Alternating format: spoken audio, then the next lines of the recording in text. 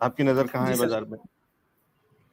Sir अगर मैं बात करूं, अभी जो इलेक्शन आ रहा है आज सामने, तो यहाँ पर सबसे ज़्यादा जो स्पेंड होने वाला है वो रूरल सेक्टर में होने वाला है।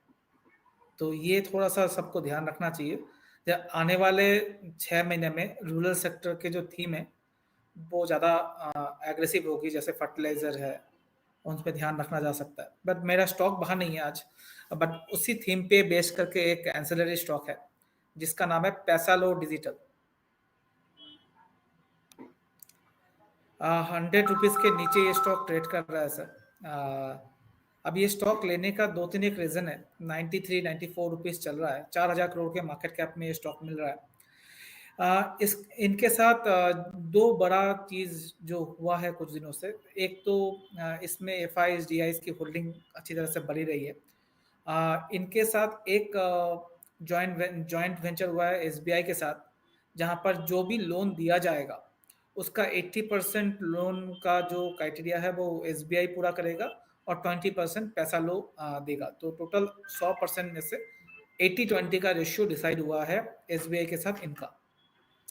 तो जो छोटे छोटे एनबीएफसीज हैं जहां पर छोटे कारोबारी को लोन दिया जाता है, वहां पर रिक्सी बिजनेस बोला जाता था, बट क्योंकि इसमें एसबीआई जुड़ गया है इनके साथ, तो एक अच्छा पॉइंट है इस स्टॉक को ऐड करने का। नंबर 2, ये जो फोकस कर रहे हैं, ये फोकस कर रहे हैं, जो आपने देखा होगा मदर डेयरी का, जो डेयरी का मिल्क हमें रास्ते पे देखने को मिलता है आउटलेट, या ई रिक्शा हमें देखने को मिलता है, उन सबको ये लोन प्रोवाइड करते हैं। 10,000 से लेके 2 लाख तक का ये लोन ये देते हैं, और इनका जो टेनियर होता है वो 18 to 24 मंथ का होता है।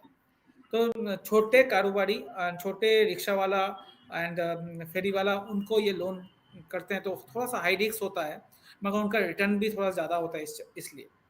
और क्योंकि ब्रांड भी साथ में एक अच्छा है, एसबीआई जुड़ा हुआ है, तो मेरे हिसाब से स्टॉक, और अगर टेक्निकल चार्ट पे बात करूं तो एक अच्छा मूव हमें स्टॉक पे आते हुए दिख रहा है। तो आने वाले टाइम पे ये स्टॉक 135-140 तक जा सकता है, जो यहाँ से 30-40% का मूव है, 50% का।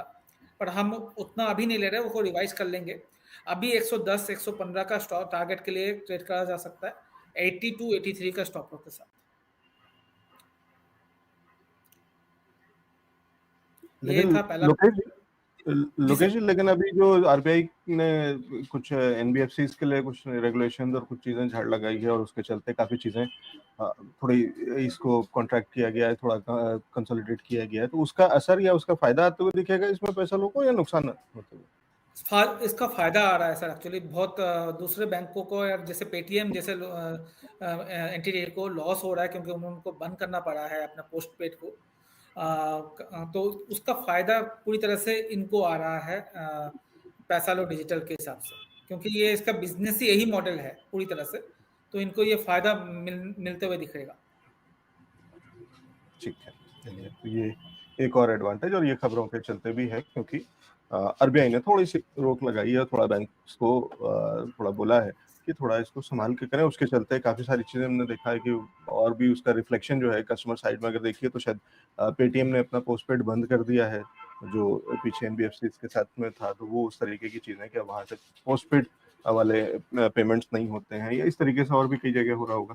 तो वो जो डिफरेंस है वो कहीं ना कहीं उस तरीके का उसका फायदा पैसा लोगों को आता हुए दिख सकता है। तो ये एक स्टॉक रडार पे है। अभी के टारगेट्स क्या हैं और आगे कैसे रिवाइज करेंगे वो आपको बता दिया लोकेशन ने। ठीक है जी सर, लोकेश जी, अगर आपको लिस्ट में याद कुछ हो और सर, भी है? जी सर, और दो स्टॉक है। अगर आपको याद हो, डेमो जब आया था तो बहुत सारे बैंक लोग, कंपनीज को मुश्किल हुई थी, मगर उस टाइम पे पेटीएम को फायदा हुआ था। हम्म, राइट, ऐसा ही एक मूवमेंट यहाँ पर भी है। तो ये बाकी बहुतों को नुकसान हुआ है, बट इस हम्म। कंपनी को फायदा हुआ है ये। ठीक है, तो अब वो हर खबर दूसरा। का किसी को फायदा किसी को नुकसान होता है। डिमोनेटाइजेशन की बात राइट। कर रहे हैं लोकेश जी। नोटबंदी हुई थी तो पेटीएम को फायदा हुआ था, क्योंकि डिजिटल पेमेंट तेजी पकड़ी थी वहां से। तो उसी तरीके से अभी ये जो खबर है इसका फायदा पैसा लोगों को होता हुआ दिख सकता है। ठीक है लोकेश जी, लिस्ट सर में और क्या क्या है? जी सर। सर दूसरा स्टॉक, एक कॉमन सेक्टर जो मैं लास्ट 2 महीने में बोलते हुए आ रहा हूँ, उसी सेक्टर से दूसरा एक स्टॉक लेकर आया हूँ। हमने जो स्टॉक बोला था वो है डीएलएफ। आप देखिए क्या रन अप लास्ट 1-2 महीना में दिखाया है जब से हमने स्टॉक आइडेंटिफाई किया है। अभी भी बहुत जबरदस्त चल रहा है, 700 का टारगेट इंटैक्ट है, अभी तो 660 है। हमने 500 रुपए में, 475 रुपए में स्टॉक को आइडेंटिफाई किया था 2 महीने पहले, वहां से ये कंटिन्यूअस अपमूव है और 700 का टारगेट है, सिर्फ स्टॉप लॉस रिवाइज कर लीजिए, 625 630 का रख लें और होल्ड करें स्टॉक को, नई एंट्री करना चाहें कर सकते हैं। दूसरा स्टॉक था प्रेस्टीज स्टेट, ये हम लास्ट वीक भी बात किया था, तब 1020-25 का था, आज 1150-60 रुपए का हो गया है। हमने स्टॉक को 700 रुपए में सुझाया था आपके दर्शकों को लास्ट 1-1.5 महीना पहले। 700 रुपए से सर 1200 रुपए हो रहा है ऑलमोस्ट। हमारा टारगेट 1200 का था, अब उसको रिवाइज करके 1300 कर रहे हैं, स्टॉप लॉस बढ़ा के 1100 रुपए कर लीजिए। 700 का बाइंग है तो कोई दिक्कत नहीं है, 2 महीने के अंदर आपको ये रिटर्न देखने को मिला है। तीसरा स्टॉक हमने बोला था सर ओबेरॉय रियल्टी, वो 1200 रुपए में थोड़ा सा थक रहा है, बट हमने स्टॉक को 950 1000 में बात की है और अभी भी इसमें हमारा बाइंग 1400 रुपए चल रहा है। सॉरी, हमने 1050 के करीब हमने दिया था, मुझे थोड़ा सा एक्यूरेट याद नहीं आ रहा मैंने इसमें कितना दिया है, बट ये अभी 1440 चल रहा है, 1420-30 में यहाँ पर फंस रहा है पिछले कुछ दिनों से।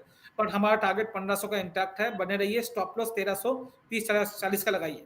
इसी सेगमेंट में एक और स्टॉक में दे रहा हूँ, वो है शोभा। ये मिस कर दिया था मैंने उस टाइम पे देना, बट शोभा भी मुझे बहुत अच्छा लग रहा है।